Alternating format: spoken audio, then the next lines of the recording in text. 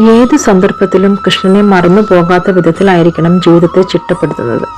ഓരോ മനുഷ്യന്റെയും കടമയാണിത്. ആത്മാവും ശരീരവും ഒന്നിച്ചു നിലനിർത്തേണ്ടതിനായി എല്ലാവരും കർമ്മം ചെയ്യേണ്ടിയിരിക്കുന്നു. ഇവിടെ കൃഷ്ണൻ പറയുന്നത് തനിക്ക് വേണ്ടിയാവണം ആ കർമ്മം ഏതുമെന്നാണ്. ജീവിക്കാൻ വേണ്ടി എല്ലാവരും ഭക്ഷണം കഴിക്കേണ്ടിയിരിക്കുന്നു. അപ്പോൾ കൃഷ്ണന് നിവേദിച്ച ആഹാരം ആയിരിക്കില്ലേ നല്ലത്?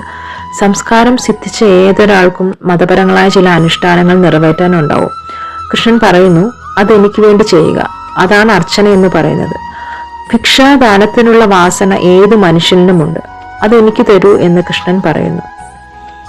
ദിവസത്തിൽ 24 മണിക്കൂറും ഹരേ കൃഷ്ണ മന്ത്രം ഉരുവിട്ടുകൊണ്ട് കൃഷ്ണനെ ധ്യാനിച്ചുകൊണ്ടിരുന്നാൽ ഒരാൾ ഉത്തമനായ ധ്യാനയോഗിയായി തീരും.